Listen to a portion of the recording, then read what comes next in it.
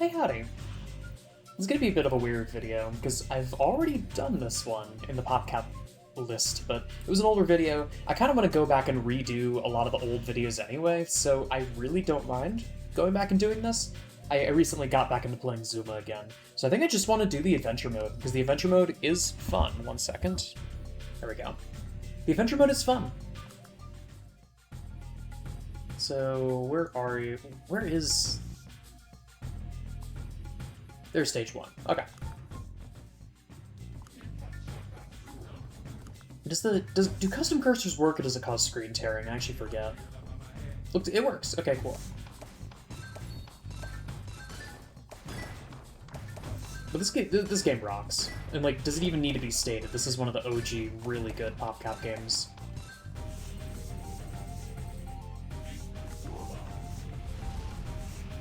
But I was watching speedruns of Zuma, and I was just flabbergasted at what I was seeing. Because there are speedruns for both this game and Zuma's Revenge, and they are unbelievably optimized to a level that I wasn't fully expecting. Where if you're good with it, you can set up like these massive chains that just instantly clear every level if you set it up properly. I'm not nearly at that level. I'm good enough to win levels most of the time, and I'll probably lose like once or twice, because this isn't... I happen to think that Zuma's Revenge is a lot harder than this game, because Zuma's Revenge has like the bosses, and it's got like slightly harder patterns, and it's got the weird side-scrolling levels. I feel like it's like a little bit tougher.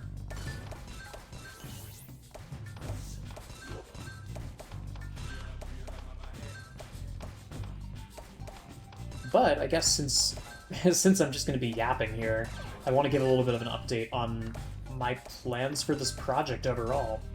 Because I think what I'm going to do from here on out is I'm going to do a second round of playthroughs. I'm going to play through most of the games on the spreadsheet a second time, and actually put in a college try to try and, like, finish them, you know, asterisk on that, because some of the games are really long or not really worth finishing. But my bottom line is, get far enough in them that I can populate a website. Because my end goal, I think, I was mulling over how I wanted to present all this in the end. Because this is for me to sate my own curiosity, but it's also for y'all, so that you can just have a website that has all the information you would ever want about PopCap, their relations, like big, like, lawsuits and other, like, important events that happened during the company's lifespan. So just, like, to have, like, a big public resource with cited sources and everything. So to that end, where does that leave the presentation? Because my initial thought was, oh, I can just do videos. No. And the more I think about it, the more I realize the answer is no, I'm not doing videos. At least not in the format that I was originally expecting. I will still do videos covering the games themselves, but in terms of, like, the final presentation, it's not really worth the trouble. Because I don't want to make video essays. I want to make things that are actually informative. I want to make things that with, like, interactive elements, or, like, can actually be, like, intelligently organized.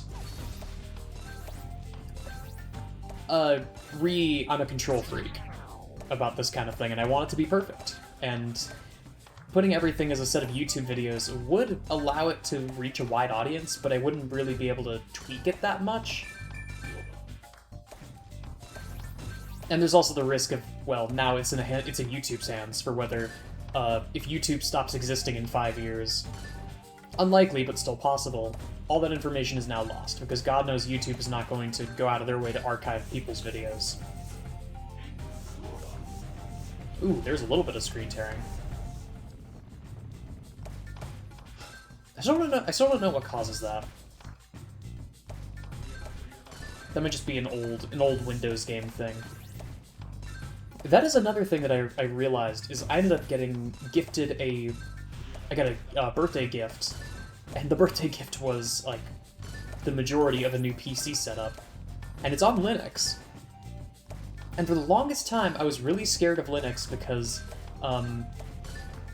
you know, these are all Windows games. So I was thinking to myself, like, okay, are these even gonna work? Am I gonna load them up on Linux and they're not even gonna start? I didn't even need to get that far. Like, they automatically loaded and worked perfectly. I didn't need to worry about, like, loading them in Wine or using some other, like, weird compatibility layer. They just work out of the box on Linux. And that was the main reason why I was scared of switching. So yeah, I'm switching to Linux. That also means that jailbreaking the iPod Touch is going to be a lot easier, because apparently the system that I was using a software called Red Snow, which is like a legacy jailbreaking software. It doesn't work whatsoever on modern Windows, and you need to either use Linux or Mac. And because Mac and Linux are like fairly similar on the inside, and Windows is very different.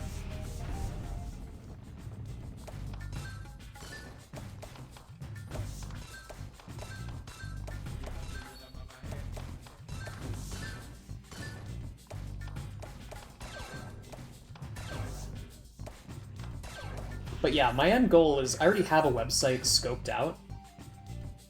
A web domain that I'm going to use for everything. And I haven't bought it yet. I kind of doubt anyone's going to take the spot. And if someone does, congrats on being a mind reader, because I've never actually said the web domain name, and I will continue to not say it.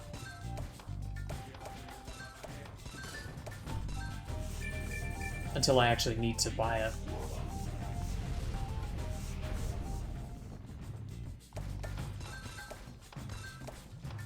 But yeah, I'm excited about that. I have a lot of...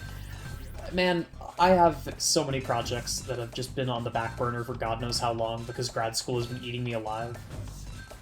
And I've been hearing people say over and over again, like, you know, don't overwork yourself during these like first summer months, because it's the last free time you're ever gonna get. I have been hearing that exact same line for the past 7 years. I will be fine.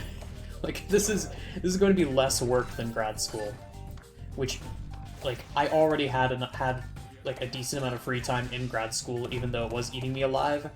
So if I have more free time than that at my full-time job, I will be completely fine.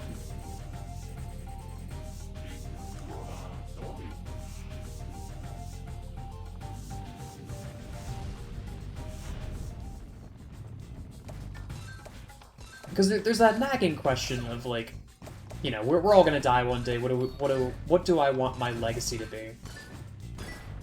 Ooh.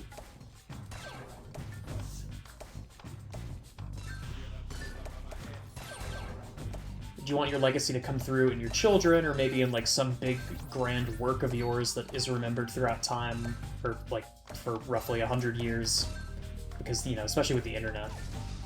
The internet is a very ephemeral thing, which makes me a little scared for if the internet ever stops being the internet, what will happen to everything that's on here. But I need to stop being such a fatalist about stuff like that.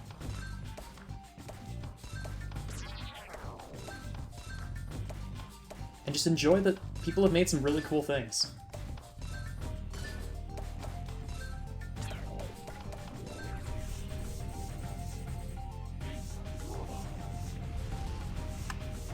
But when I eventually make that website, this game is going to have, like, a page about the game itself and the original Flash version, and, like, all the weird side things, like the Verizon high-speed challenge, and Zuma Blitz and Zuma's Revenge, and the Puzzloop lawsuit, stuff like that. I don't actually know if there was a formal lawsuit from the Puzzloop guy, but I know he like brought it up very publicly.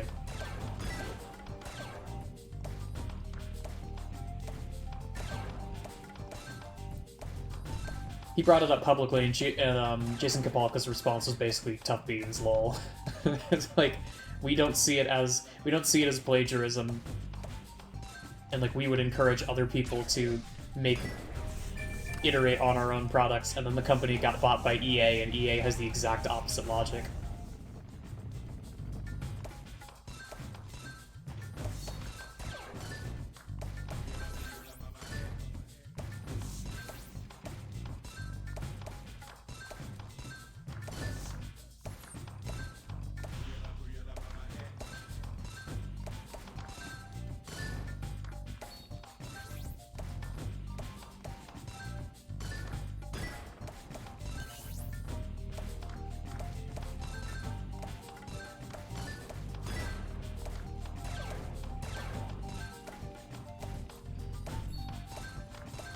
But the more research I do, the more I realize that, like, the issue is in the preservation itself. Like, the issue is not necessarily that this information is lost, it's just that people are bad about talking about it. And, like, I've been thinking about that for a while, ever since... Frankly, weirdly enough, ever since the Me Too movement is when I started thinking about this stuff, because I started realizing that the average person is just not very good at keeping up with culture as it moves. Culture and controversy and things like that. And social media makes that stuff move faster.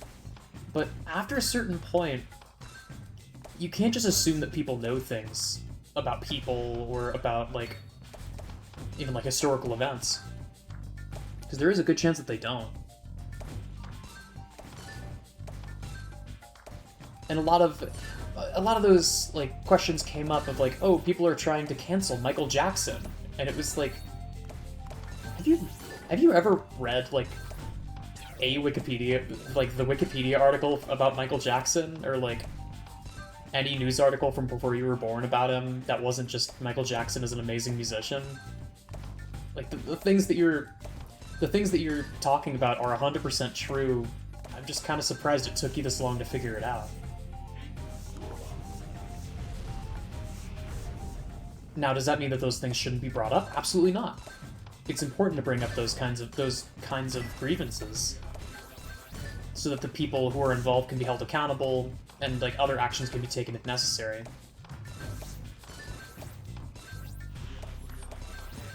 If that leads to things like, if that leads to there being less directors like the Weinsteins and Roman Polanski, I am more than happy with that. But at the same time, it showed me that a lot of people just do not have a lot of...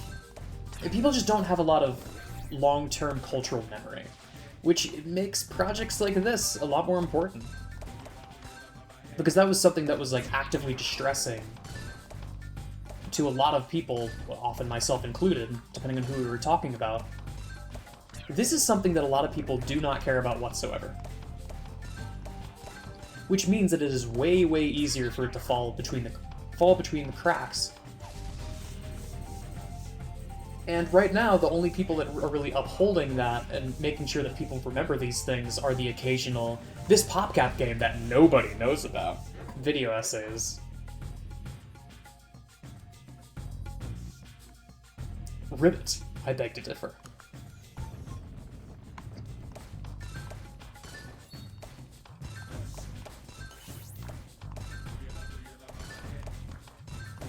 And I think I mentioned this before, I have a complicated relationship with video essays. I feel like they are helpful to bring awareness to issues and also to enlighten people on unique things that they'd never heard of before, but at the same time, treating them as gospel is not a good idea because there's almost no incentive for a video essayist to be rigorous and to actually, like, cite sources and, frankly, tell the truth. After a certain point, it's basically a video essay equivalent of... It's a YouTube equivalent of a tabloid. Just this shocking new thing that no one has heard of before.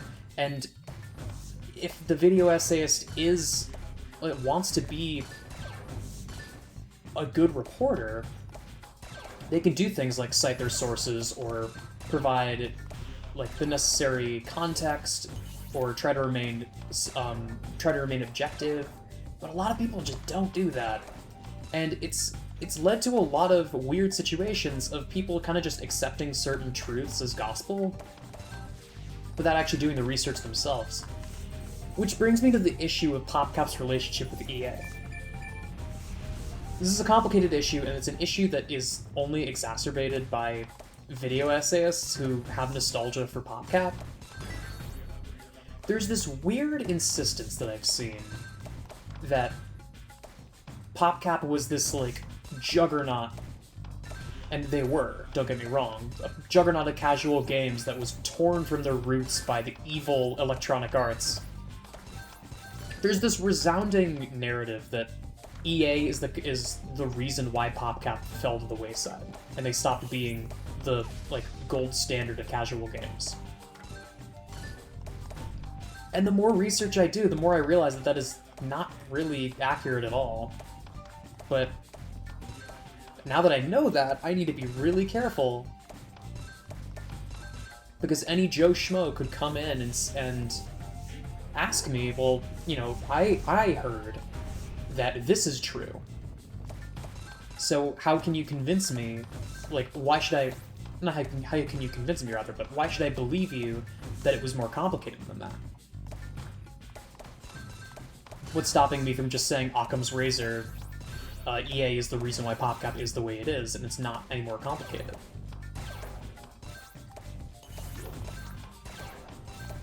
So that's another main reason why I want to do this project, is that it allows me to elucidate things in a way that is, like, can be backed up by facts and can't just be disproven by a, you know, looking on Reddit for 10 minutes. So I'm excited to dive deeper into that, because I have recently found some really cool, some really interesting articles. And these are specifically articles about PopCap, and specifically about a lawsuit that they got into that makes a lot of their conduct in the latter half of their lives make a lot more sense. So, in the early part of PopCap's career, I don't have a date on when they exactly signed this. They signed an arrangement with one of the other big game publishers, Mumbo Jumbo.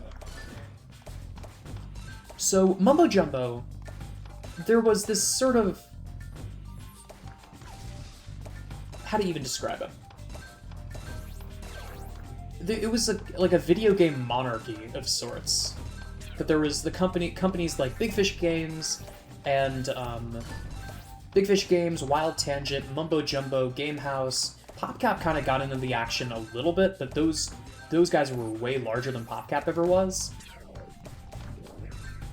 And they were more of a proper game publisher, as opposed to PopCap, whose role was more of they were more of an umbrella company that would take smaller companies under their wing and give them direction on the kinds of games they wanted to make.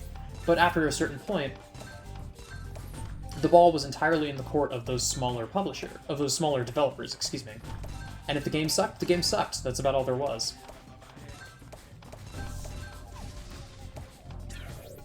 Now, the companies like Mumbo Jumbo were much more aggressive and much more corporate in their tactics, because that's how they made money. Was, much as I don't want to say it, screwing smaller developers out of their intellectual property and holding onto it as long as they possibly can. Because the trick with a lot of those contracts is that, and this is a common thing that pops up with like movie distributors as well. Once that contract is inked, the developer gets a cut, but the vast majority of the money goes back to the publisher, and the publisher owns everything related to that IP. They can run ads using it, they can commission other people to make games with that property. They get everything. All the developer gets to do is say, I'm the guy that made this game. So, PopCap, during an early stage in their career, signed a contract with Mumbo Jumbo to publish some of their games. And then, PopCap slowly swelled in popularity and wanted out of one of those deals. And the problem is, those deals are set up in a way that you kind of can't. they're set up so that they are Venus flytraps, and you cannot escape once you get in there, because it's a tangled mess of legal jargon that gives the publisher as much of an advantage as they can possibly get. So what PopCap tried to do is they tried to go behind the back of Mumbo Jumbo in order to publish the games themselves on their own platforms. Mumbo Jumbo didn't like this, and this sounds like I'm kind of talking out my ass, and at a certain point I am. But I can link the article that I found. I can link a series of articles, rather, in the description. To give an idea of why I'm being so vague, these are the only articles I could find about this. I couldn't find anything about their initial contract, but I could find the lawsuit. Mumbo Jumbo ended up suing PopCap for, essentially, for denigration of their contract and for breaching of the contract. That PopCap was intentionally going behind their back to try and negate the contract on their terms, which, you know, it's not something you do with a contract. Like, a contract is still legally binding, and there are like structures in place to stop people from just doing things until the contract doesn't make sense anymore. Excuse me. It's called, like, torsion or something like that. It had the word it had tort in it. It's been ages since I've looked into how contract law works. So I was looking into it very briefly earlier on in the project. So, Mumbo Jumbo sued PopCap something in the order of, it was like, I want to say it was $5.3 million, somewhere in that ballpark, which is 2010's $5.3 million, which is a lot of fucking money, to give you an idea.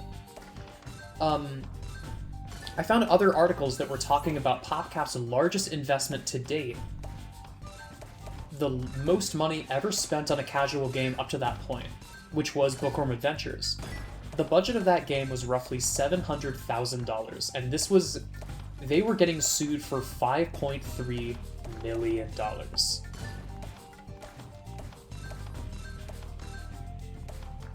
And unfortunately, there's not a lot that PopCap could have done once they were in that position. They tried to fight it, and eventually tried to get the decision overturned at appeals court in Dallas.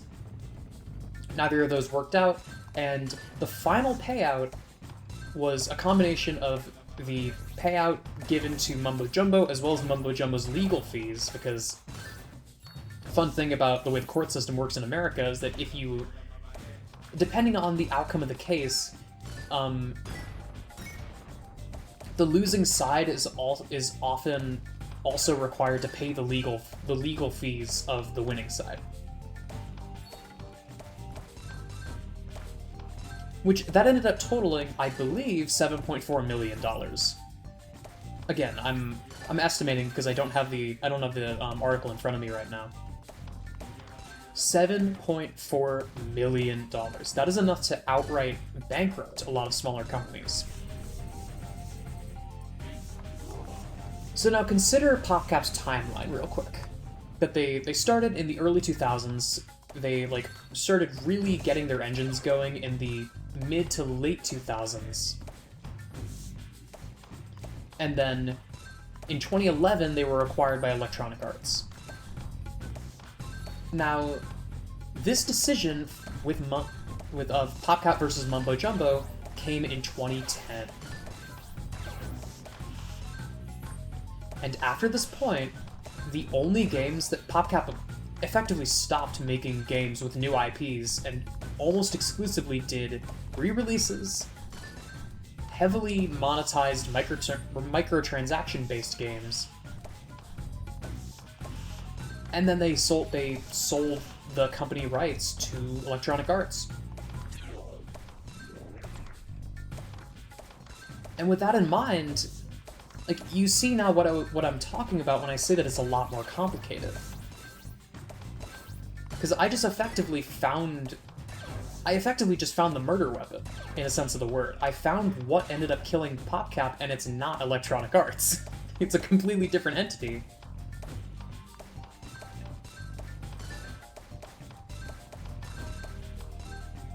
And the unfortunate result of that is all of those, like, gross hyper-monetization practices, like, the sound was coming from inside the house. Like, this was not a new thing once EA acquired the company. Because that's something else, that, like, obviously, heavy monetization practices like this are not popular because, A, they don't age well, B, they're very parasitic to consumers, and they just solely the product.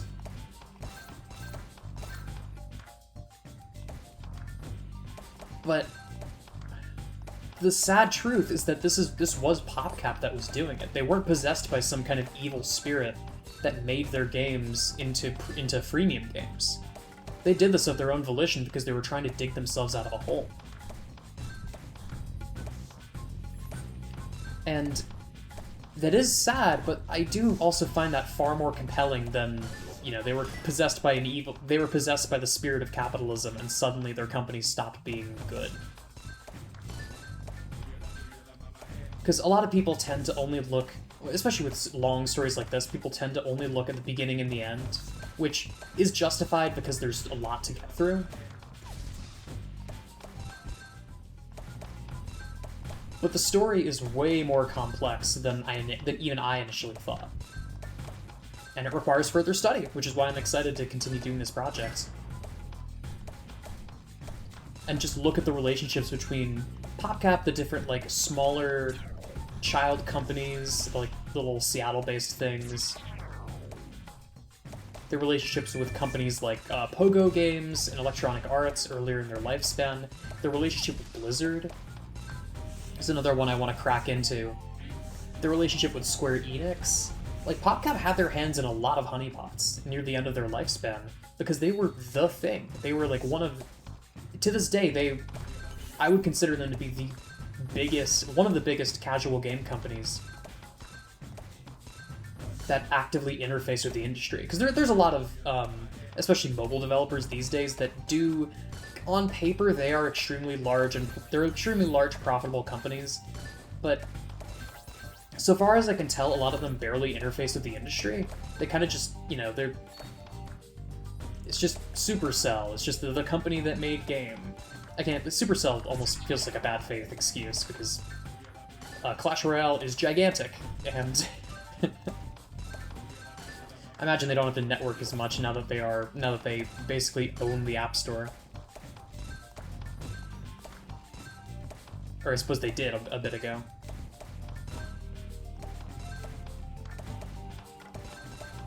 But I think about companies like Zynga, and if that lit any, like, fires of bad memories in your mind, I apologize, but Zynga is significant to talk about because it was one of the first of that breed of game company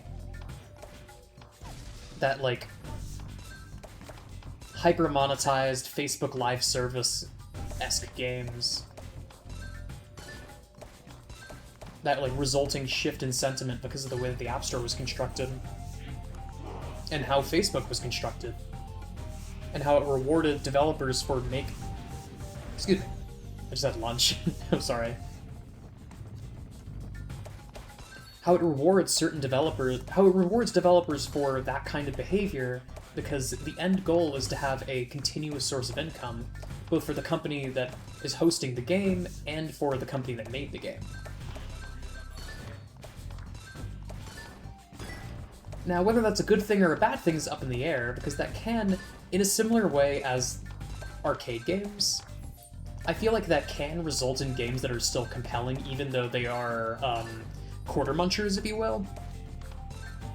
Like, there's a way to make a live service game still feel compelling, and still have, like, meat on its bones that can be enjoyed even after the game is no longer live service. And it makes me curious. Gacha games have a very unique crisis of faith there, where what do you suppose happens when a gacha game goes offline permanently? Like, is the game just fully lost media at that point? Or do you think it benefits the company to make a, like, an open version of it, so to speak? That just is completely free, has, like, some other system set up to give you rewards that you no longer have to pay money for.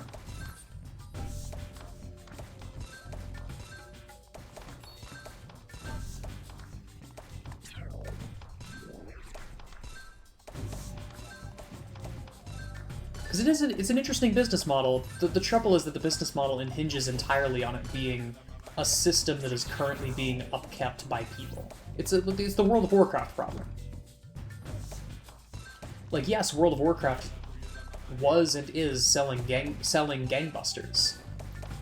But when the company's gone, does the game go with it? What does that mean for its overall cultural impact 20, 30 years from now?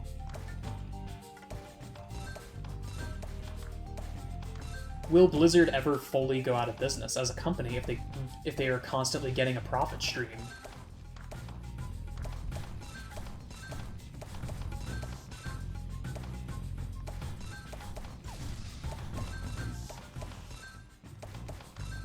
Can a company like that effectively just go into power saver mode and like have just enough money to retain enough money and people to retain the likeness, but fire everyone else because they're not relevant anymore? Like, is that the end goal for a lot of these companies? I actually don't know the answer, but it'd be interesting to read into it.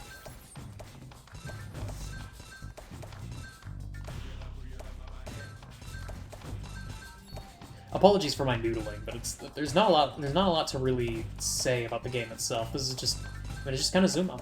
Zuma's fun.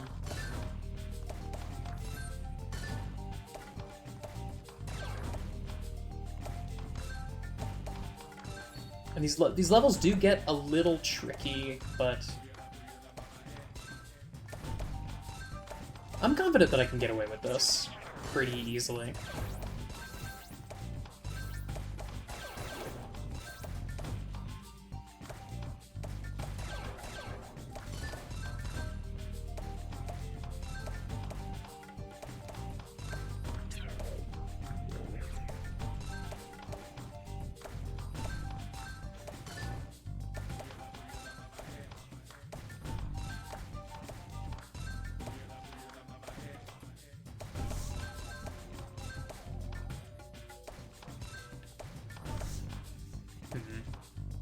Not huge on this.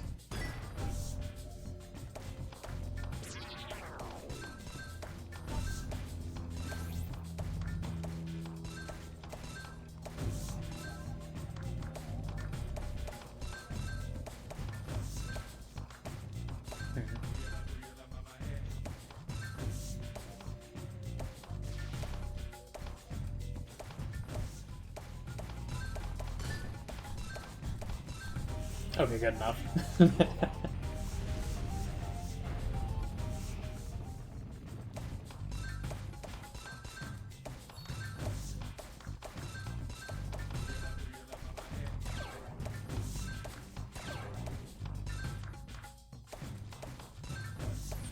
Ah, shoot.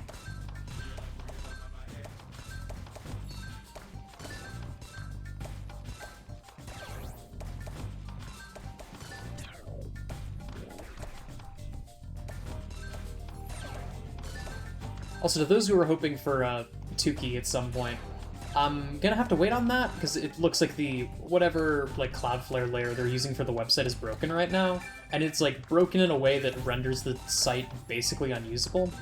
It's like offline mode is also broken, expeditions are completely broken. Like, it's not just logging in that's the problem, it is basically everything.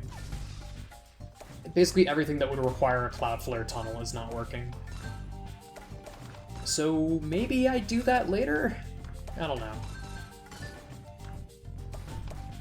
If I saw on the Discord, it seems like they're like working it out and they're occasionally rebooting the system to make sure that people can like come in chunks.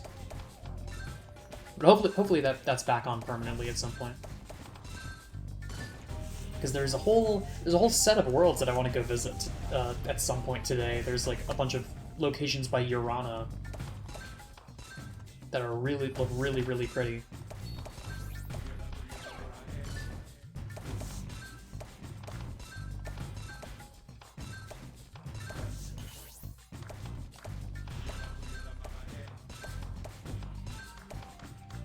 I would really like some yellow right now. I guess it's mostly fixed.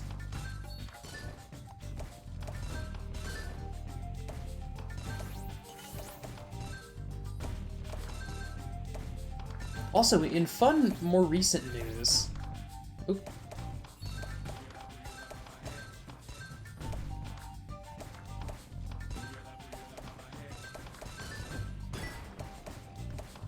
Ah.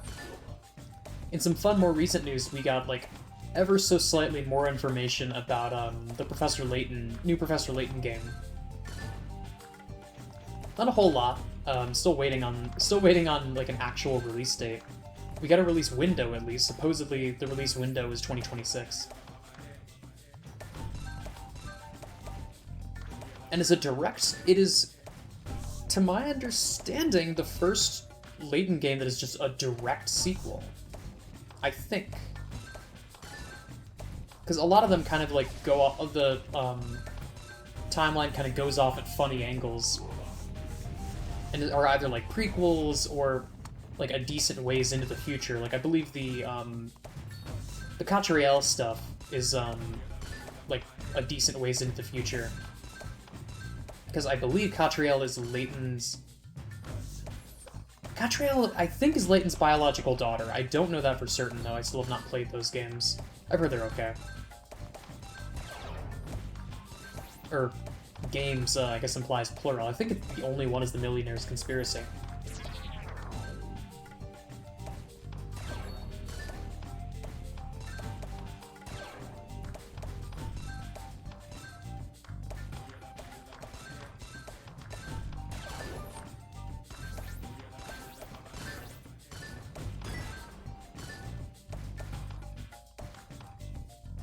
But yeah, we got a release window. It's apparently a direct sequel to Unwound Future, which is scary but exciting, because, you know, Unwound Future is genuinely one of the best puzzle games I've ever played.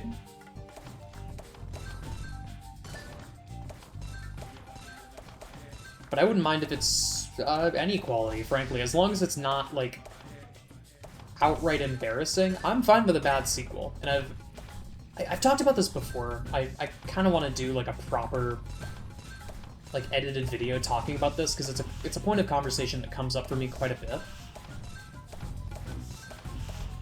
There's this tendency with indie developers to hate indie devs for taking risks and trying new things. Even though, as far as the industry goes, indie developers are the part of the industry that is the most likely and most able to take big swings and make ridiculous risks. So I personally don't mind when there are games like that pop up and it's like, oh, you know, that was kind of disappointing.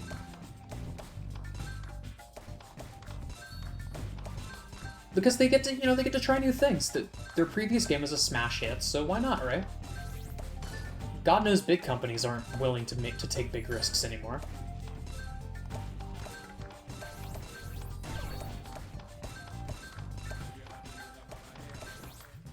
But there's this, and admittedly a lot of this discourse is because of Steam. People on Steam are really entitled when it comes to this kind of stuff. There's this sense of having your cake and eating it too, that the game needs to be perfect, and also it needs to get constant support from the developers, or else the developers are cheating you out of your money.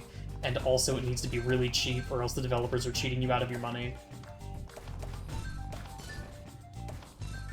And God forbid you charge for DLC for content that you spent multiple years working on. You can get a sense of spite from my voice, and that's because that is a faction of gamers in general that I am not huge on. The kind of person to refer to the developers for a management decision and then blame the developers for a management failing.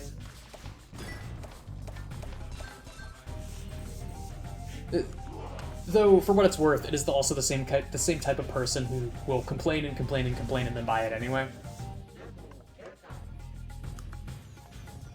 So maybe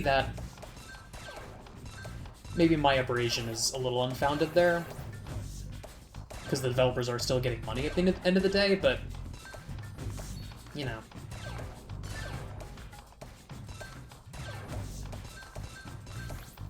If releasing a shoddy product out of wanting to try something new leads to the developer getting death threats from some dumbass in Marietta who thinks that games should be made in a very specific way, I don't know if that's a very healthy thing. But yeah, I have no problem with developers taking big risks, and I kind of applaud that. Because I think about Everhood 2, I think about Darkest Dungeon 2, I think about Slay the Spire 2, World of Goo 2. There's this sort of curse of the indie game sequel. That there's so many of these developers that actively abhor sequels because they used to, a lot of them, for some of them it's because they used to work in industry and they know that making sequels just isn't very fun because you're retreading the same ground, there's like expectations from the prior games that you have to live up to. So if they're going to make a sequel, it's gotta be for a damn good reason. And usually, a damn good reason is like either some wacky new concept, or just, we want to refine this, we want to iterate on the process as much as we can. While also injecting enough new stuff that the sequel feels earned.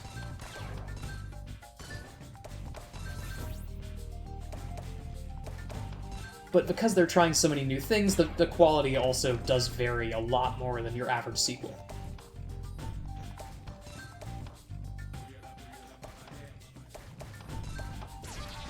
And there are exceptions to this rule, obviously, and it's barely a rule.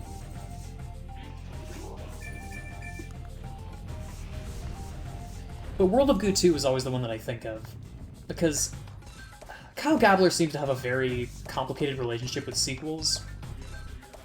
With the way that he treated the Little Inferno Holiday DLC, and also the way that he treated what am I thinking of? The Human Resource Machine sequel, 7 Billion Humans. And in particular, the way that he treated World of Goo 2. He treated it, like, from the get-go, he penned it as being unnecessary. And if you've never played it, by the way, I would recommend giving it a shot if you liked the first game. You are probably going to be disappointed, but that game does a lot of very cool things. But talking about the game more broadly, and apologies saying, this is a bad habit of mine of saying, like, you should try this game, and then immediately saying spoilers. But, it is what it is. The way that game handles sequels and serialization of a game series is very fascinating to me. Because I have to imagine that he and Kyle Gray have been getting pretty consistent requests over the years for a World of Goo sequel. And the conversation was always, it wasn't necessarily that they didn't want to, it was like, well, what if we did? What would even be in it? How do you iterate on a concept like that? Like, how do you iterate on a story like that?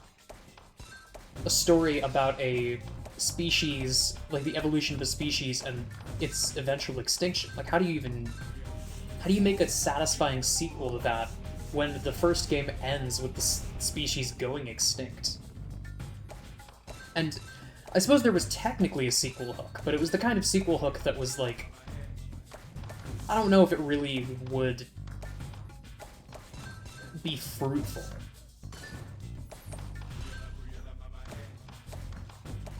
It's like, yeah, this is a cool idea. The goo balls go to space and they find an entire new planet fully populated with more goo. Okay, now what? It would be very cool, like, for example, just throwing a random idea out there, a game about, instead of a game about environmentalism and the destruction of the current planet, there's, the concept of a game about space travel and would we be a good host for a new planet as humans? And there's always a quote from the YouTuber Cody's Lab that I think about a lot. Because he is, like, very much an enthusiast about, like missions to space and, like, sustainable living on other planets. Like, he's super gung-ho into that kind of stuff. He has a long series called Chicken Hole Base that is all about stuff like that. And, like, if I were to design a Mars colony purely with my own resources, how would I do it? And he's, like, been doing this for the majority of his YouTube career. And it's really cool. But he was talking about the question of whether or not humans should travel to Mars and colonize it. And I always kind of think about his response of, as it stands, we probably shouldn't, and it doesn't have as much to do with our lack of technology, so much as our lack of, like, essentially it's less of our lack of knowledge so much as our lack of discretion. Like, we need to take better care of our own planet before we decide that we want to migrate to a new one. Because otherwise we're just being wasteful. It's like, we should probably prove to ourselves that we can take care of a planet before we try and find another one. And that always kind of stuck with me. So it would be interesting to have that as a game. Now, whether World of Goo is the game that could best enunciate that, I'm not sure, because it never happened. Or I suppose it sort of happened. World of Goo 2, as it stood, was kind of a mess. It was very meta in a lot of its themes, and I suppose that's to be expected for a game that was, like, very bold-faced, talking about sequels. And it was very thought-provoking, especially I imagine from the perspective of Kyle Gabler. It was very interesting to write, as someone who has probably had tons and tons and tons of ideas for games that he has wanted to make, and then has had to turn them down for one reason or another. Games in different genres, games with different tones. But going back into spoiler territory here, the back half of the game is really where a lot of the interesting stuff is. And this is where the game starts to lose people a little bit, and I don't necessarily blame them, because it's very navel-gazy. After a certain point, there is a story event where, if I remember correctly, it's been a minute, there is a train that you can go on that goes very close to the speed of light, and you are basically, like, when you're on the train, you are basically traveling through time.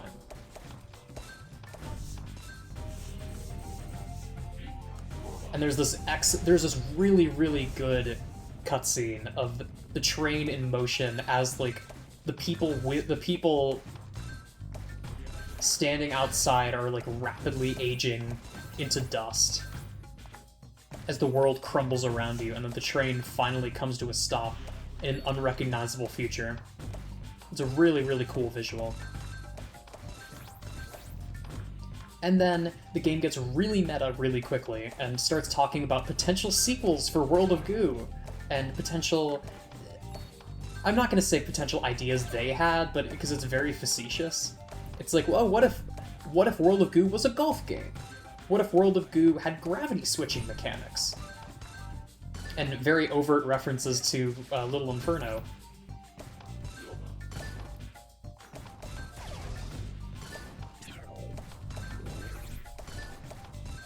But the most interesting one is, it's referred to as the Black Stain, because, remember, everything has to trace back to World of Goo. In the, what's the word for it? Diegetically, everything has to be World of Goo. So, it's a visual novel, essentially. It's like a, not a visual novel, a point-and-click adventure game. Like a Sierra Telltale point-and-click adventure game. Called The Black Stain.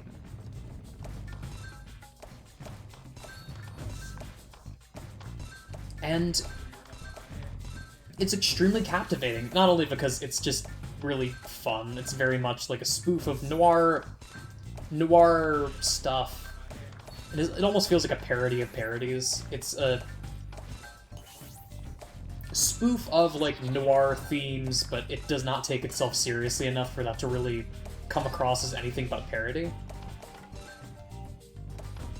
But there are some genuinely captivating lines in there, and the payoff is eventually the introduction of a character called the Curator, who has made all of these sequels.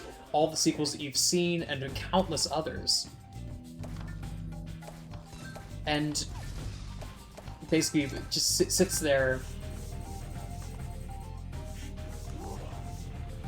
with a sarcastic silence and like, you know, I hope you liked it. I didn't really know what to do with myself, so I just kept making more.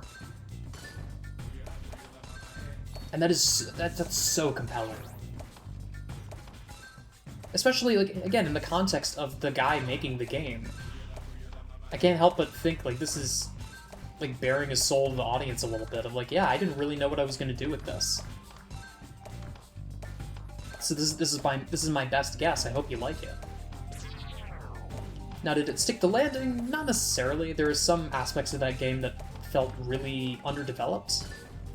In like all the new mechanics only got like one or two levels each to themselves, and there is technically a level editor, but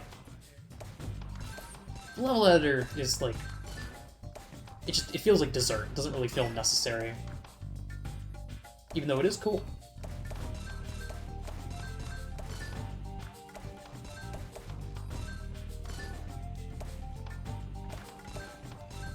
But it came out rough. And there was a lot of like discussion initially,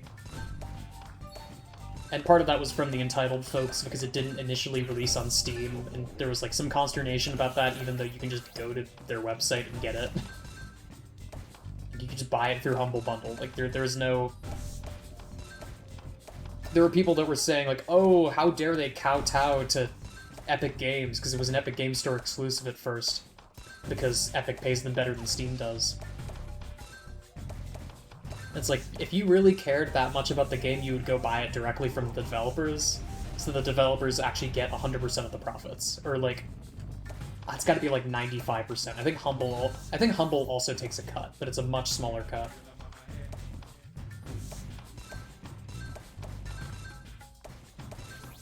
Because Humble was the service, Humble Bundle was the service they were using to distribute the games on their own website. But there was this consternation of like, why didn't we just get more of the first game?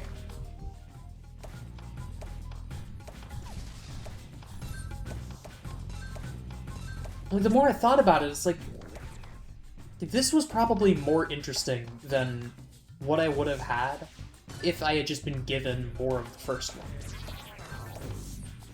Like, it wasn't perfect, far from it, but that doesn't mean I disliked it. That doesn't mean it wasn't interesting. And would I prefer something that is imperfect but interesting, or would I prefer something that's completely milquetoast and what the audience, like, specifically what the audience asked for, no more, no less? I don't know what the answer would be there. Everhood 2 is another great example of that, where, like, the game is not perfect. Like, by no stretch of the imagination is that game perfect. It is... The story is kind of a rushed mess. I don't know a better way to describe it than it's just a mess. There's a couple of, like, interesting concepts floating in the soup, and I like the meta elements, and how... I can see the direction they were going, and the retrospective definitely helped to clear some things up of how the character of the root of all evil was literally supposed to be the two developers, Jordi Roca and Chris Nordgren.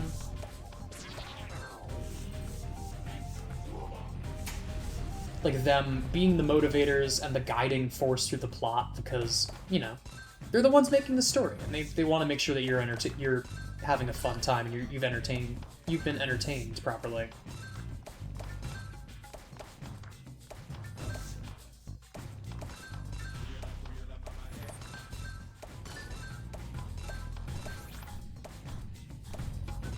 And it wasn't perfect, but like the more that I played Everhood 2 and the more that I experienced it,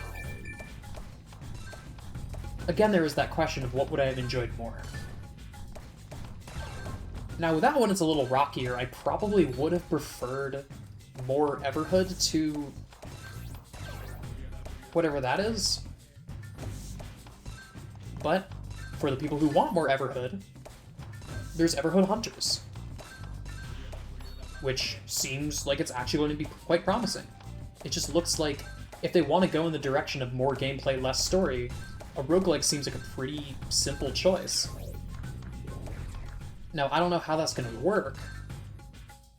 There's a lot of elements that seem like they are getting carried over, in particular, like being able to walk around and interact with things like you could in Everhood and having, like, RPG conversations with people. So I'm not entirely sure how that's going to work out. But it's a cool direction to take it, and I wish them the best.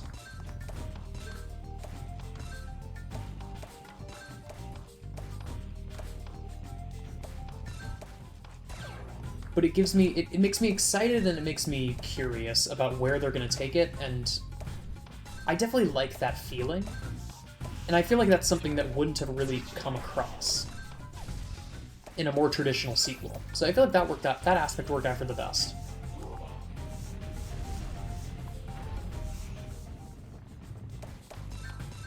For Darkest Dungeon 2, though, like, I admittedly don't have a lot of experience with Darkest Dungeon 2. I've heard it is frustrating.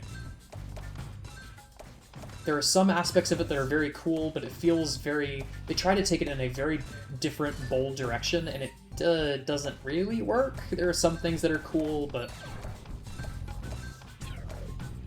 A lot of the issues come from trying to meet the old style halfway, and trying to make a more, like, traditional roguelike, which leads to a lot of the content feeling watered down.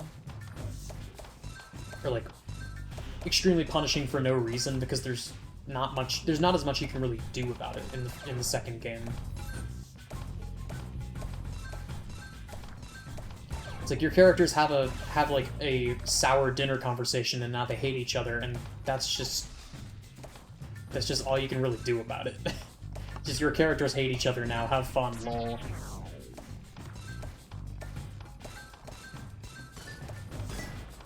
And something I learned when I was playing Mugenics, which was a very familiar feeling, is that it does not feel good to lose a run that's been going for over an hour to something that is outside of your control. It doesn't feel good at all. And with a game like Mugenics, I excuse it a little bit more because the game feels like it's more designed around that aspect, that it's designed to be very wacky, Magic the Gathering, Dungeons and Dragons-esque thing. Where if you have things go wrong, you have things go wrong. It's like the wizard got turned into a puddle of slime. Cool, now roll, keep rolling. You just gotta roll with the punches, you just gotta roll with the dice. Sometimes things just don't work out. For a game like Darkest Dungeon, though, where the rules are much more firm, it doesn't really feel great when the game decides that, like, arbitrarily decides, like, well, your guy's dead now. Next. Keep going. The rules are too firm to accommodate for such loose punishments. I feel like if you have one, you have to have the other.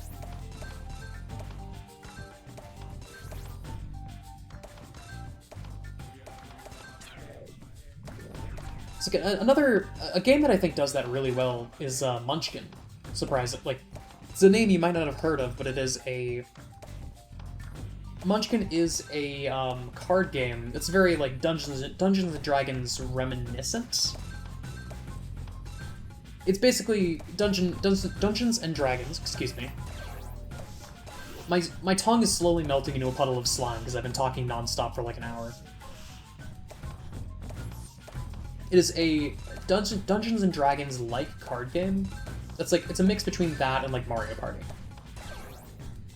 You have to like fight enemies and kill them until you're at level 10, and you and the other players have a bunch of cards that you can play at instant speed to mess with the order of the battle.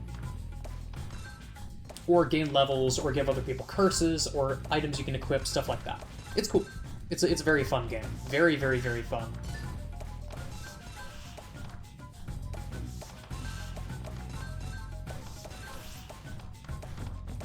Now, the thing that's always amused me about that game is that they have tried several different times to adapt it into a real game, per se.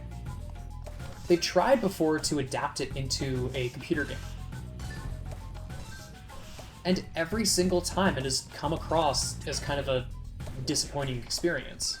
And part of the issue is that loose rules, like loose punishments, require loose rules. You need to be able to stop the game at any time, but you also need to be able to do that in a way that doesn't make turns take ages.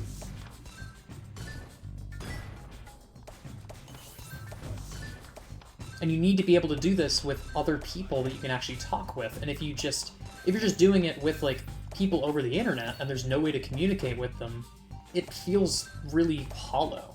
It just feels like you're losing to someone who ass-pulled something at the last second. It's not your sweet old grandma who's turned to battle mode once it's fully set in that you and her are playing a competitive game. It's Jose Gonzalez 2007 that you've never met before in your life. And probably never will again. Now there's a place for games like that, but games that have that kind of like disconnect and like distance from the player experience kind of require firm rules and firm like communication that something bad has happened and it's probably your fault. That you could have built your deck differently or you could have reacted to it differently to make sure that that didn't happen and it's not just pure random. And this is a conversation that can apply to a wide variety of games. Like Hearthstone also comes to mind as kind of capturing both sides, depending on the expansion, depending on the the team of developers that made that specific expansion. That can change wildly between feeling really good and like there's something you could have done about it and feeling awful and it just feeling like solitaire.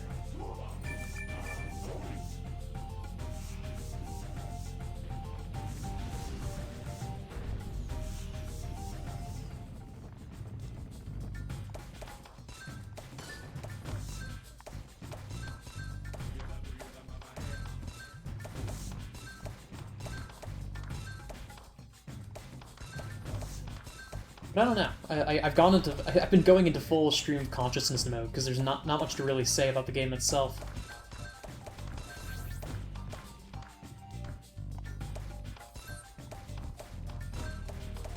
But I kind of like that. I need to tap into my latent yapping energy more often because I feel like I do a decent job at it.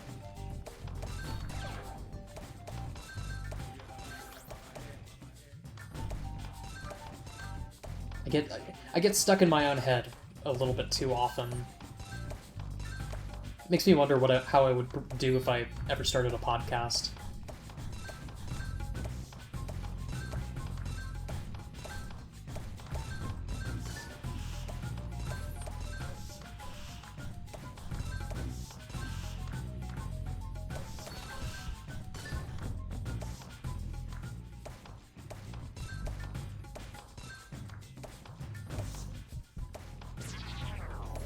Okay.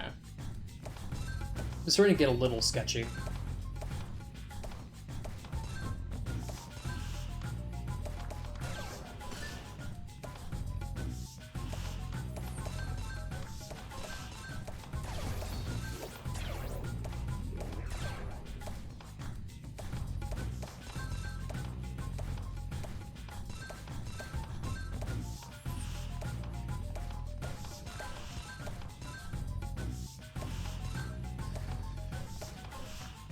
Oh, I should have done that differently. There we go. Bring the claw further away.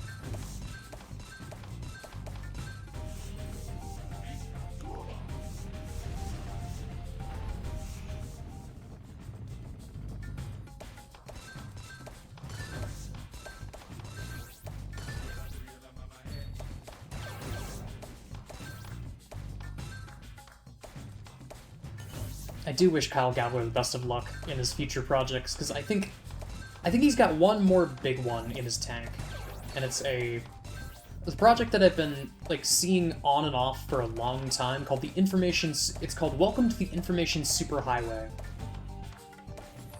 And it's a concept that was first mentioned in the first World of Goo game. There's just this idea of like the old... I almost picture it as like a Hypnospace Outlaw kind of thing, that it's like a much older, like 90s-ified take on the internet.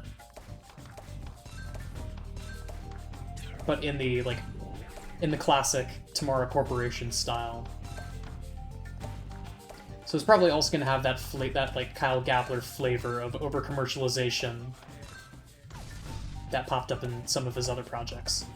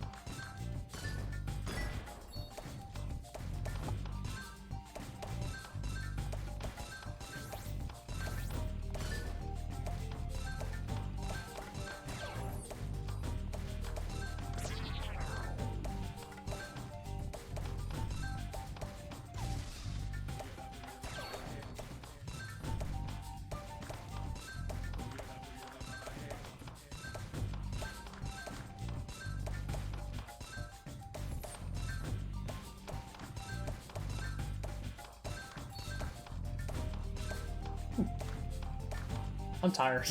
I'm tired just from talking. I need to be somewhat kind to my voice, because I think I technically have a project presentation on Thursday. Not that it's gonna matter much, but still.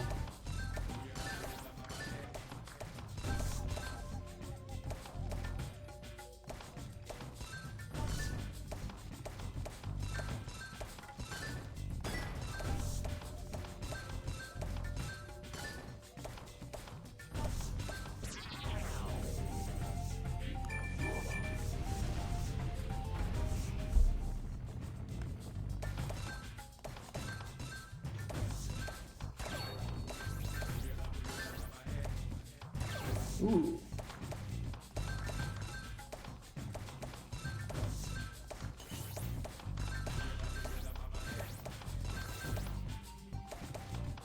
This is an uncomfortable spot to be in this level. I'm doing quite well, it's just... I wish it was more centered.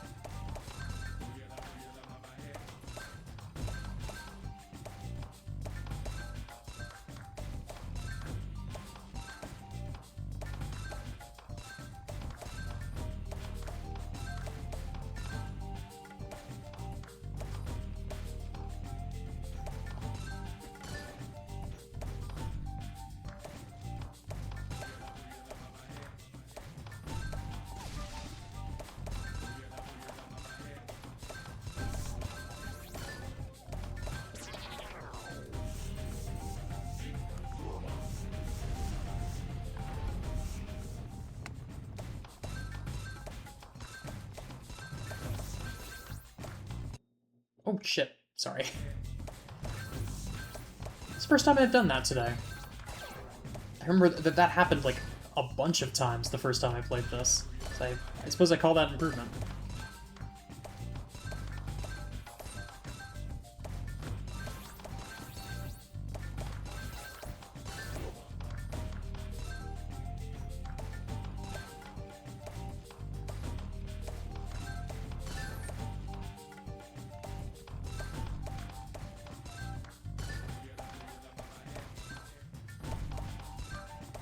Oh god, you know why I've been getting disoriented? Is I have OBS open in the background and it's like slightly overlaid. So I can Out of the corner of my eye, I can see the cursor. If I move my cursor to the right side of the screen, I can see the like the second cursor popping up in the display window.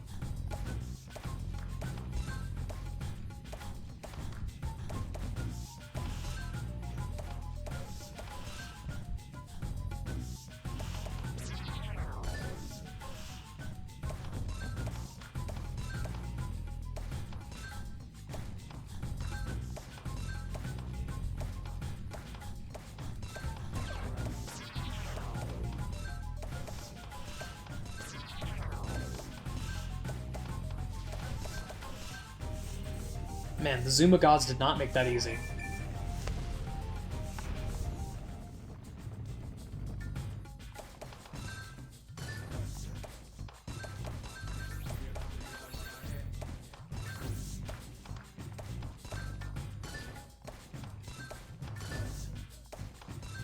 My wrist is gonna be so tired after this.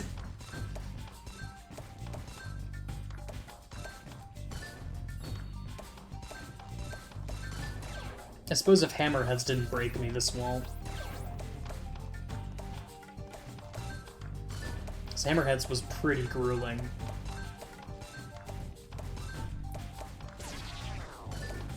And I guess if I am doing replays of these games, I will technically have to do a replay of hammerheads, but I think my previous one, I did a pretty good job of covering everything. I have to imagine there's something for doing really well on the endless mode. But besides that, I did the entire story mode. Got all the unlocks, all that jazz.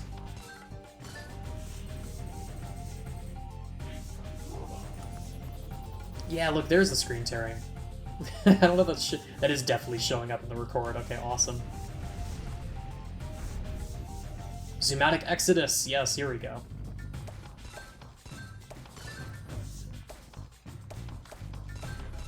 This is one of the last levels, I think. No, wait, it's not, right? I still have 3 more worlds, don't I? I think it's... The immediate thought is that it is the last level, but... Isn't there a whole, like, 3rd set? Or there's a whole 4th set of levels, I believe. They don't introduce a new ball color, but they're all, like, quite challenging levels. I never really cared enough about the game, about the story of this game, but I think it's like... You're eventually doing this to, like, free the sun god from Exodus or something like that? You have to, like... I forget the specifics, but you need to, like... Go to, like, the chamber where the sun god is held and free him by matching balls.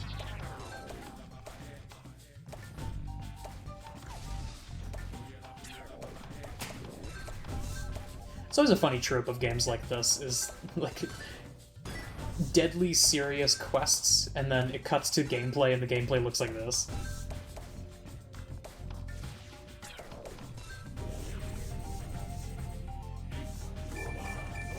Ah, Zobi.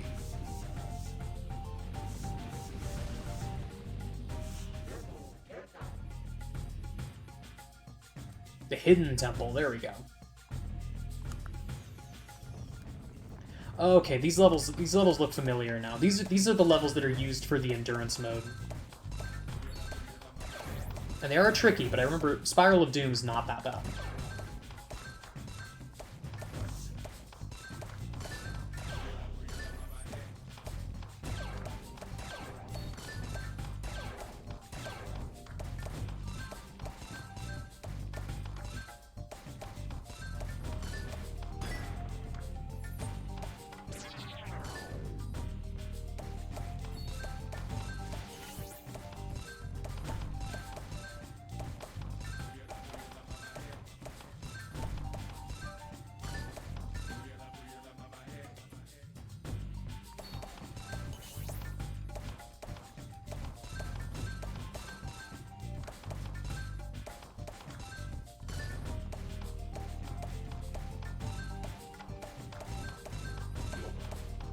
Well, that was scuffed.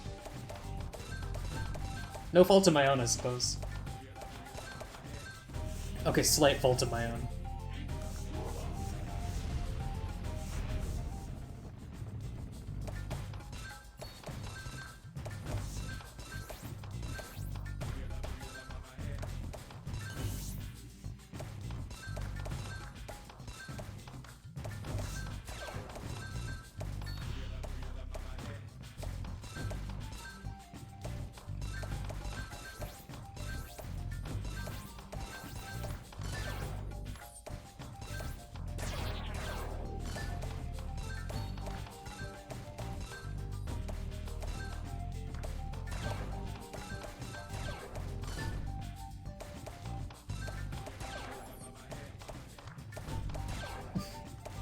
I wish I had more to say, but I'm completely out of ways to wax poetic.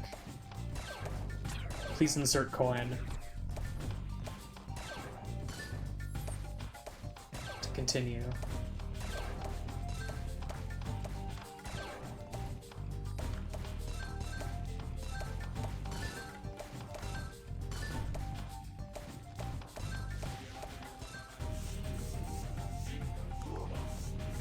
That is something that's really nice about these games, is that these kind of games do just let you do that, and just enter a flow state where you don't really have to focus. Or you don't have to focus on things other than playing game. But if you want to talk, it doesn't necessarily hurt your focus. Maybe a little bit.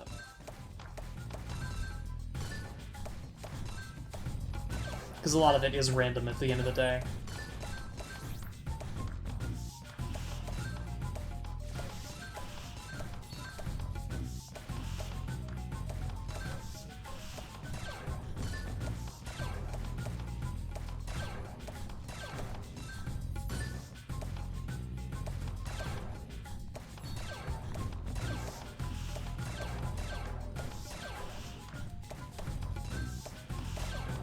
Well, this is a fun way to get gap bonuses. Hey, double gap.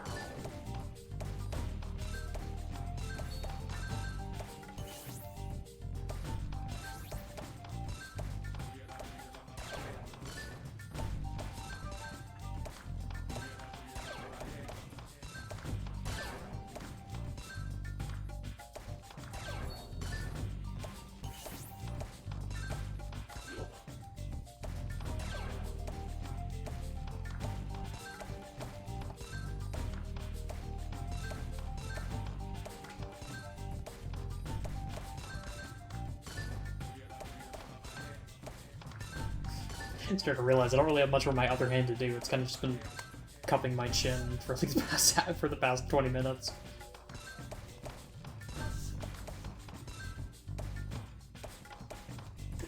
Occasionally reaching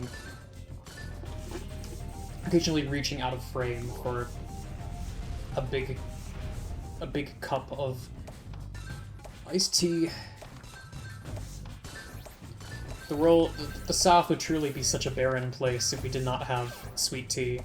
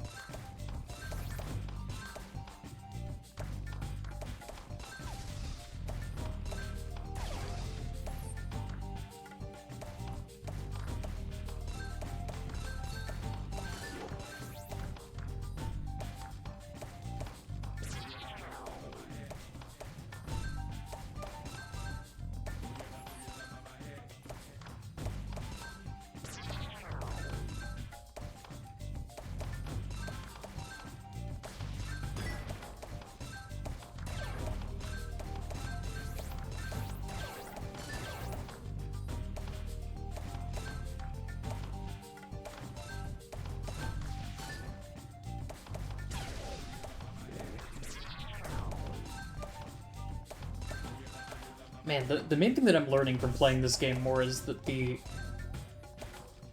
special effects are way more common than I initially thought they'd be. As you're just like playing the game naturally, you're almost guaranteed to trigger them by accident.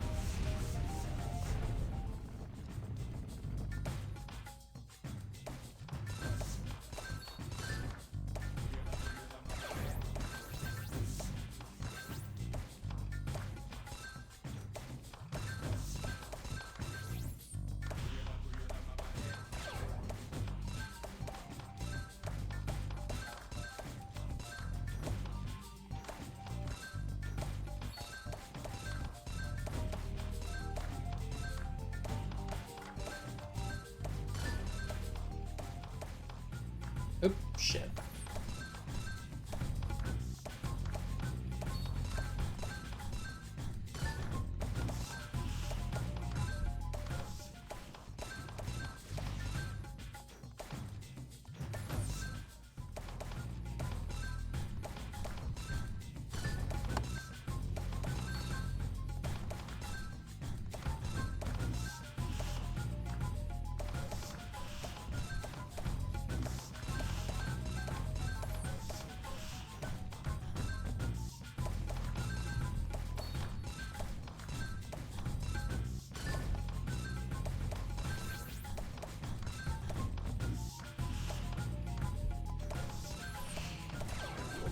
There we go. I just need to bring it home.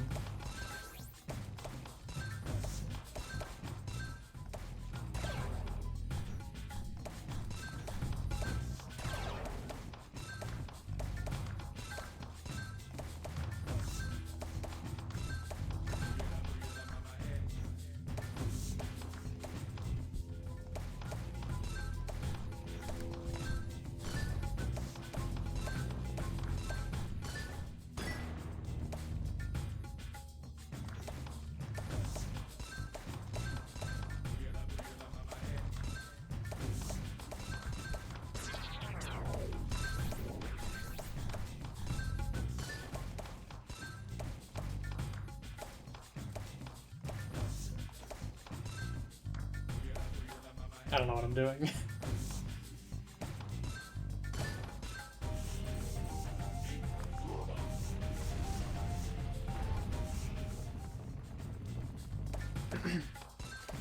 I'm slowly starting to feel my eyes cross.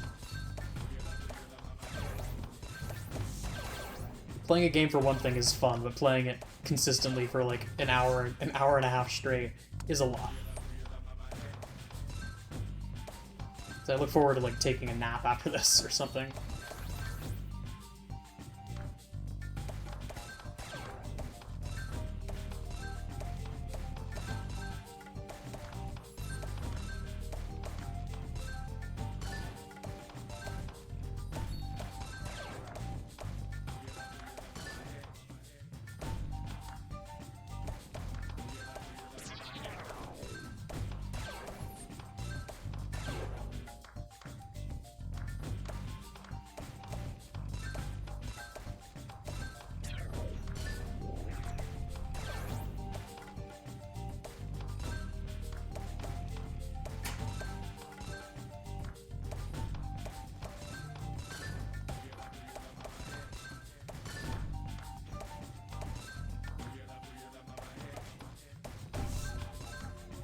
I keep hearing buzzes from my phone. Vote.org. Okay, it's nothing important for now. I do appreciate it though.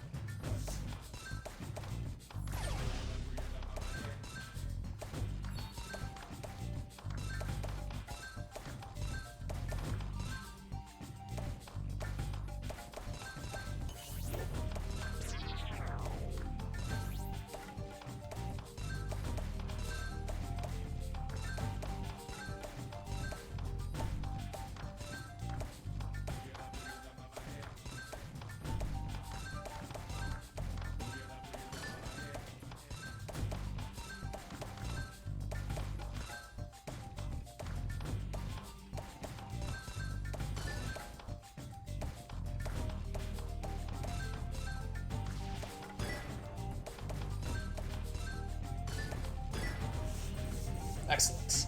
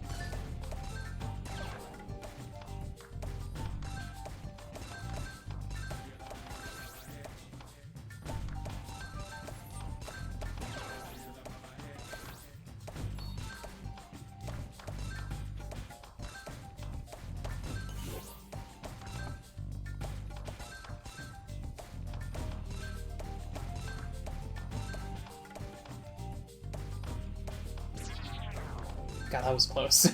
that almost landed on the other track.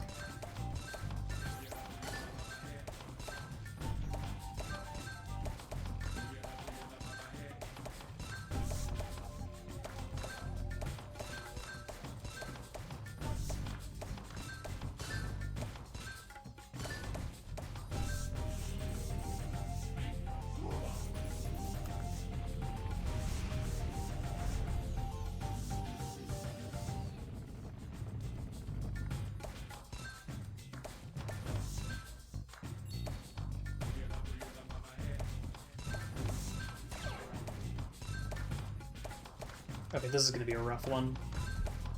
I can already tell.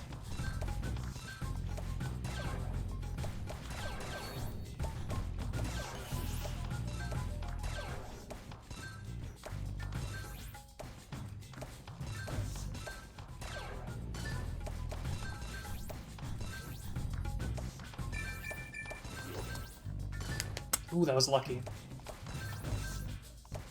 Makes cleanup a little bit easier. I'm on less of a timer.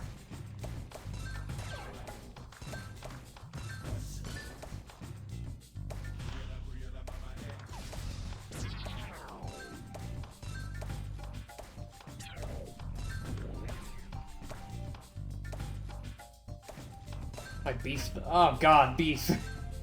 So much beef.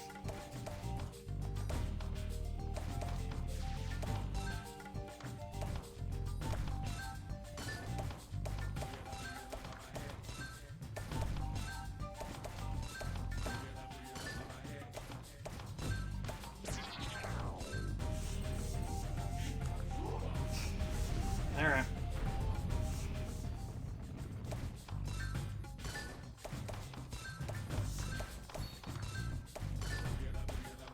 Honestly, this is not the game that I'm the most scared about completing, or like recompleting. This one takes a minute, but I have been trying to make progress in Talismania for like a solid month, just repeatedly stopping because it is just that dull and that bloated.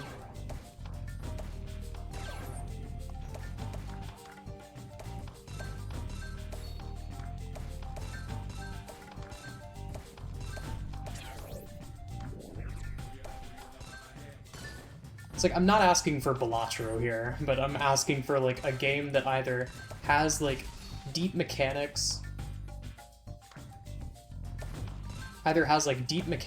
or is relatively short. Talismania is neither of those things.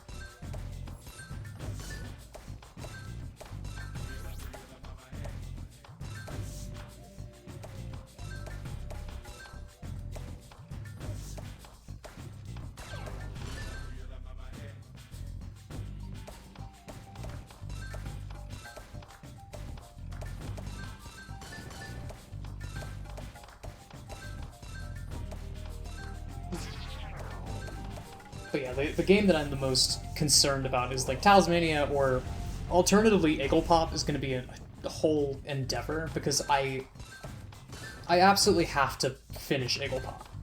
Like there's no ifs and ors or buts about that, because there's no other information online about that specific game. At least not that I can see.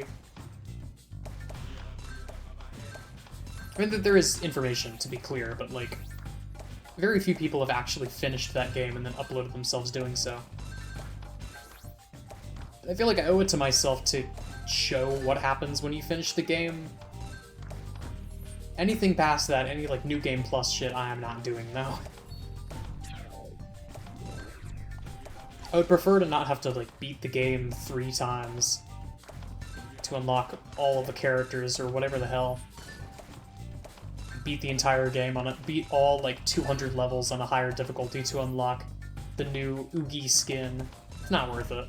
Not worth the trouble.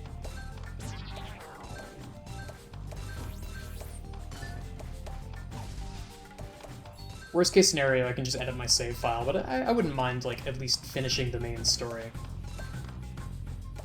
What little story there is in a game like Pop. Because it does that. This is something that came up with Heavy Weapon as well. Is those games have a very frustrating way of padding their runtime. For Heavy Weapon, you make it all the way to the last level, and it gets very, very challenging.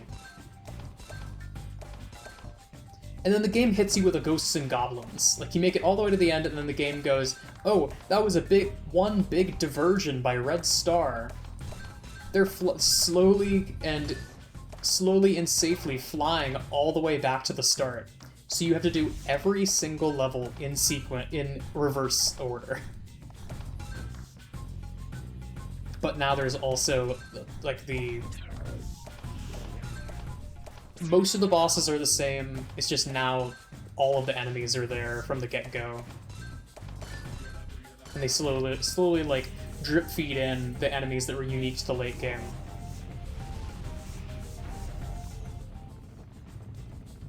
And I was like, you know what? I don't want to deal with this right now. I don't want to have to play through an entire second half of the game when I was barely making through the first.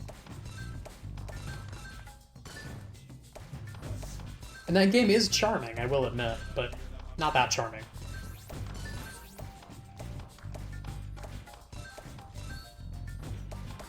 Not charming enough for them to get away with that.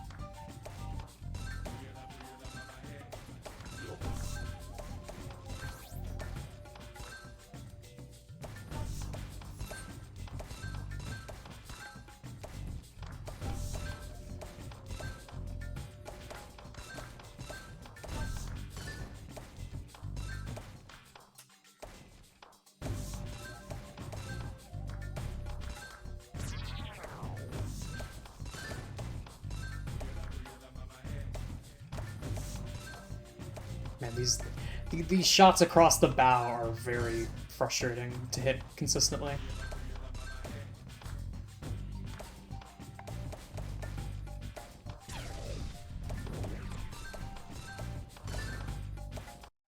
Damn it. One sec. Okay.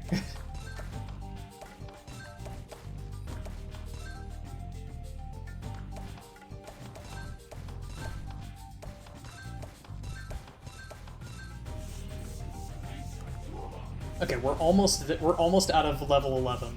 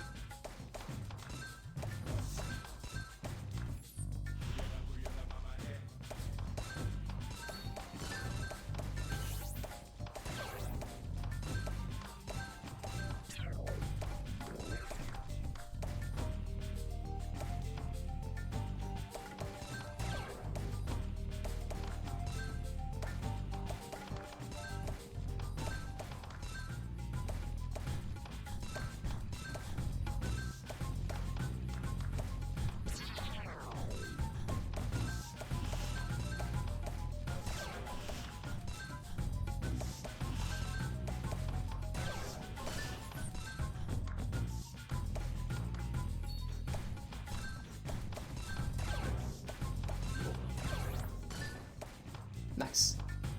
Ah.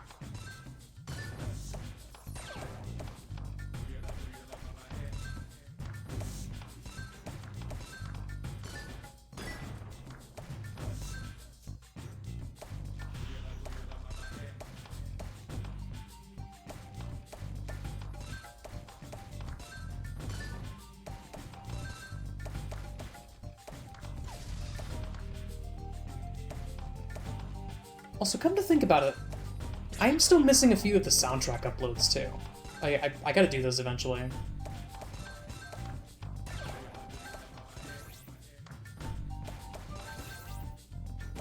I gotta do the soundtrack uploads, I gotta upload more Yumaniki fan games that aren't just 2K. I've got a lot to do. I have a lot on my plate. And a lot is at stake. Not a lot is at stake.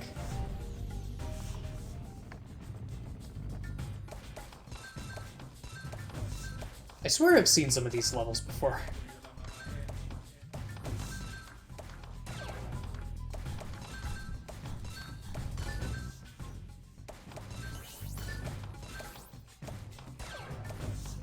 I actually forget what the last level is. I wonder if it's another redux. I wonder if it's a redux of Zumatic Exodus. That might be why I recognized it.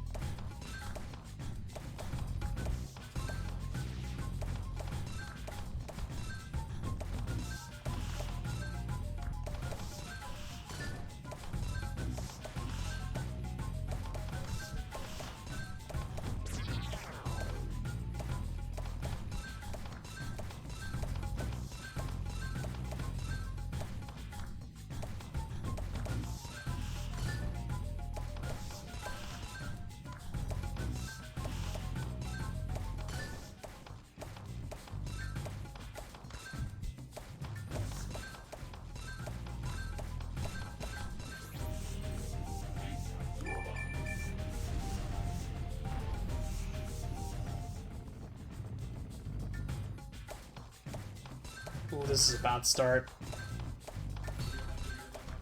I can feel it in my bones.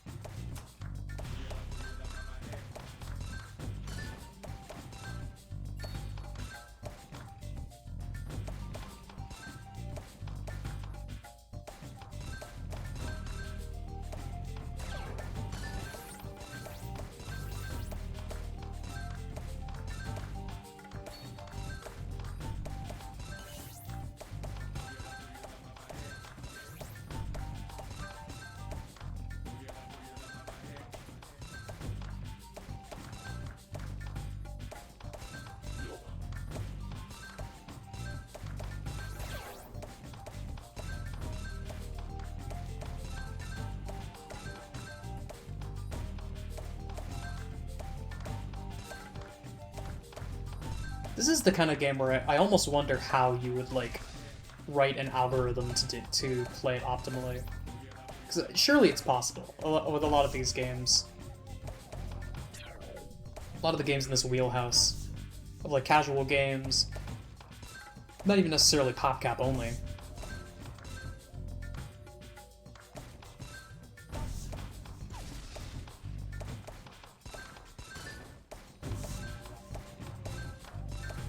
With this one, I don't even know how you would start.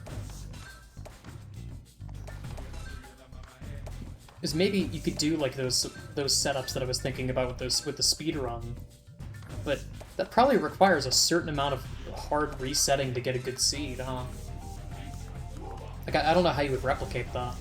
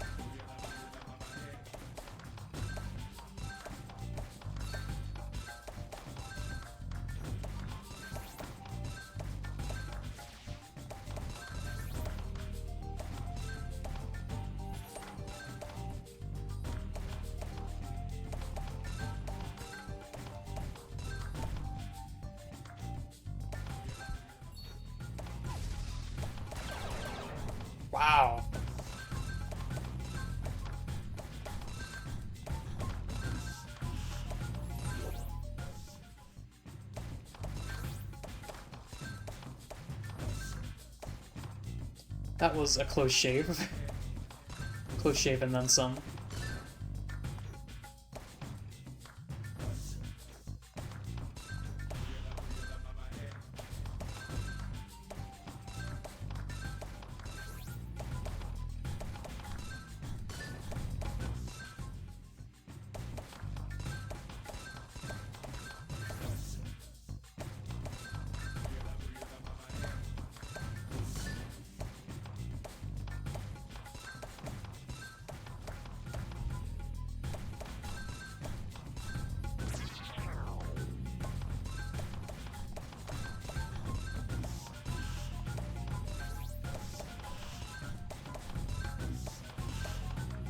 It is going to be very amusing, by the way. The next game that is technically in the list is the one that I just found when I was looking up stuff about... when I found that like repository of PopCap comics, there was mention of a game that I had never heard of before, Solitaire Blitz, and I've tried multiple times now to record it. But the funny thing is, and I think this is consistent between both the web app version and the, I think, Pogo game. Pogo has like their own app loader that you can download. They have a pretty consistent memory leak error that, like, I have never seen a website run worse in my life than whatever the hell is going on with that website. And the funniest thing is, it does not show up on the recording at all. But it sure as hell shows up when I'm trying to play it. So I'm slowly, like, I'm probably gonna try and record it later. But I will look like I'm doing progressively worse and worse, and it won't show up on the on the recording at all. But the frame rate will just get lower and lower and lower as the game desperately tries to shovel more and more ads down its own trough. It's almost impressive.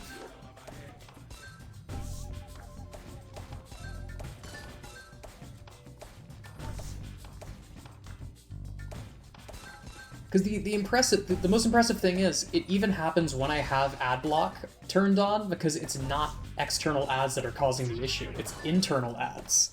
Because they're ads for the Pogo Premium service itself.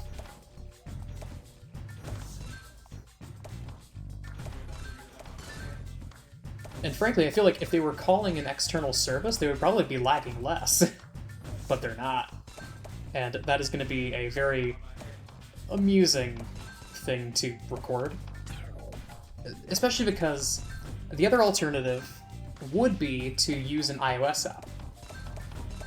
But the resulting iOS app doesn't exist anymore, and it hasn't existed in a very long time, because it's one of the Facebook Live Service games. Or the former Facebook Live Service games. / iOS games. From that era that EA is all too happy to sweep under the rug because it's just not making the money anymore. And it's not worth keeping a skeleton crew around to maintain a game from 2011. Especially when most of the people that worked on it don't even work there anymore.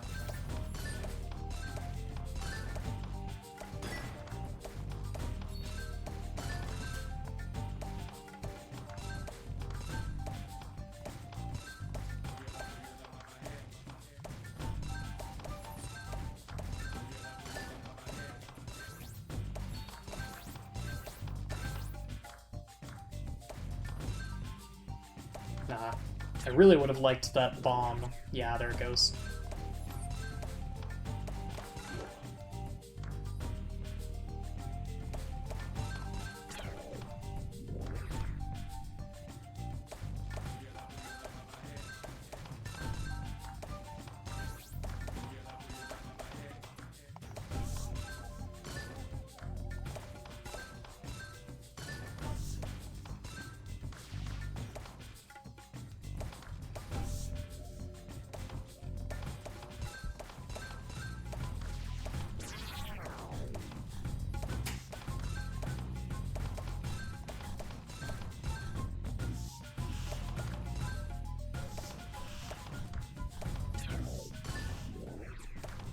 Cool.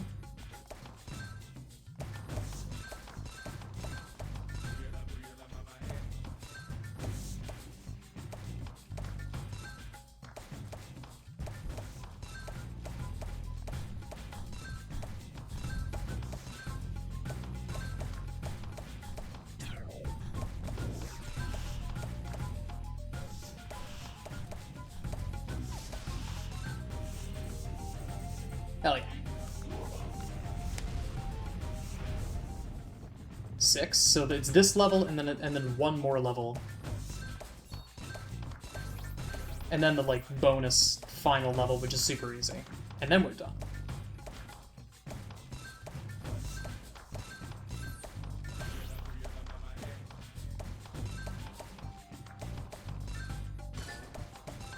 Be kind to me, Zuma. My palms will thank you later.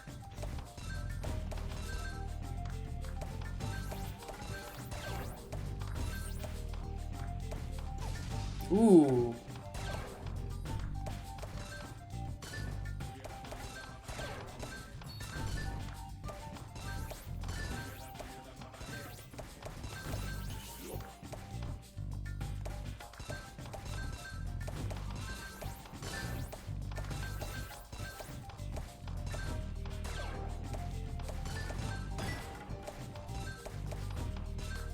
There is something very satisfying about a string of balls just being stuck really deep in there and then getting pulled out with a lucky combo.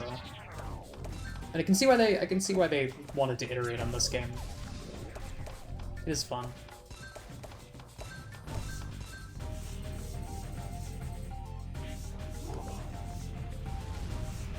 Yeah, here's Zumaic Exodus. Or Zumaic Exodus, excuse me.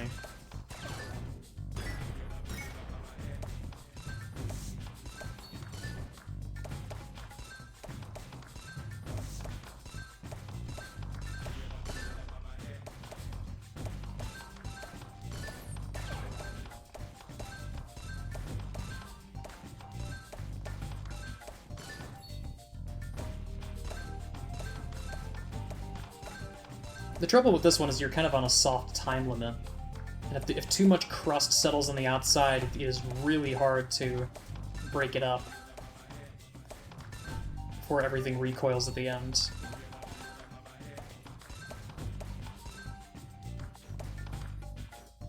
Yeah, shit, because you end up in a situation like this, and now everything is harder.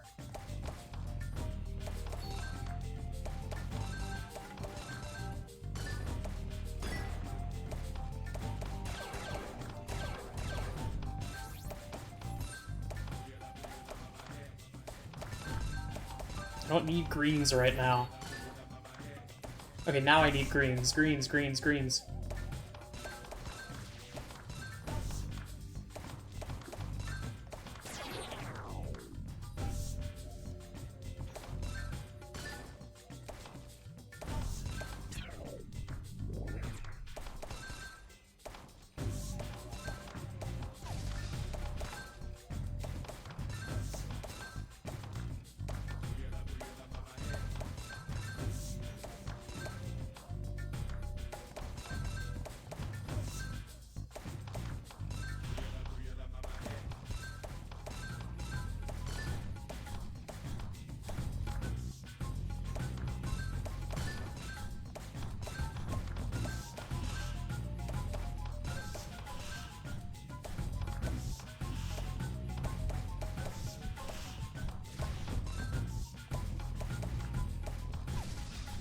Oh! Come on.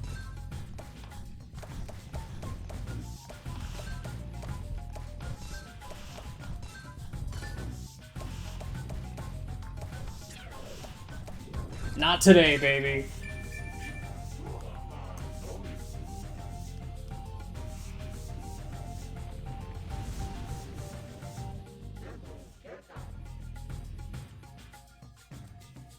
Ribbit. In space? Space! It's times like this when I wish I could do a Tim Curry impression. Space!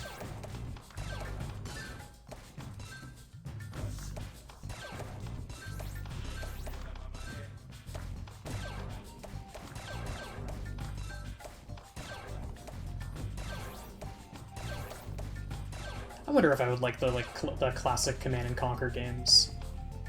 They don't really seem up my alley, but I like everything that I've heard about like the full motion, the ridiculous, fully like acted cutscenes with Tim Curry and shit. It just seems it seems delightful in that way. I don't know, I'd have to think about it. It seems like the kind of... You would think that it would be in the same wheelhouse as, like, Civilization, but I've heard that that series just doesn't take itself nearly as seriously as the title would lead you to believe.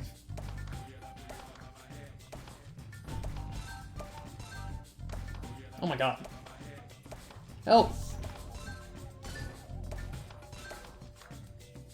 There's way too much happening right now.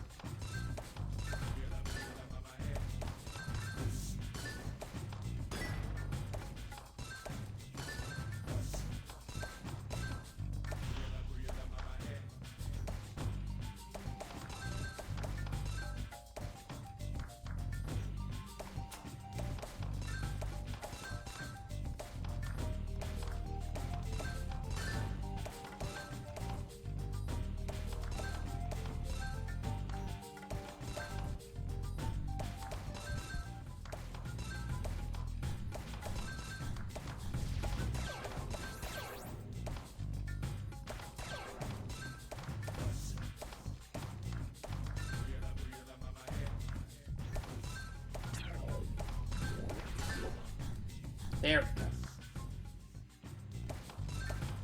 So there is now a light at the end of the tunnel. I just need to survive.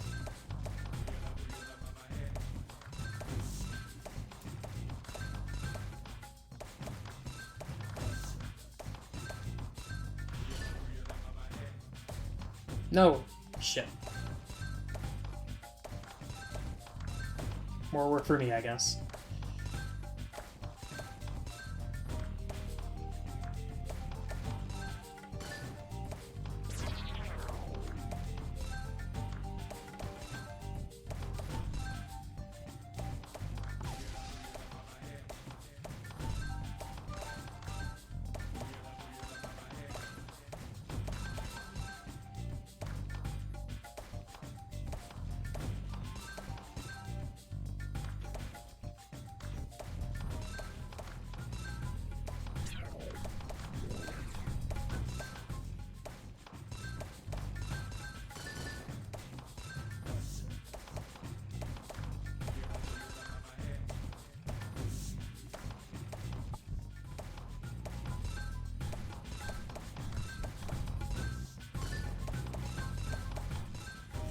We did it!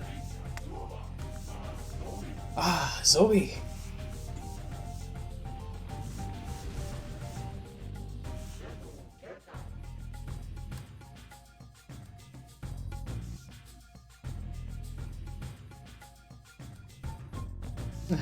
Ribbit.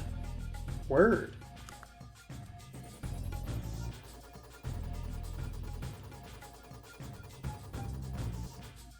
Hell yeah. Yeah, we made it. Whatever. And there's adventure mode, there's gauntlet. I think I'm fine for now. Hello. That wasn't happening before. But yeah.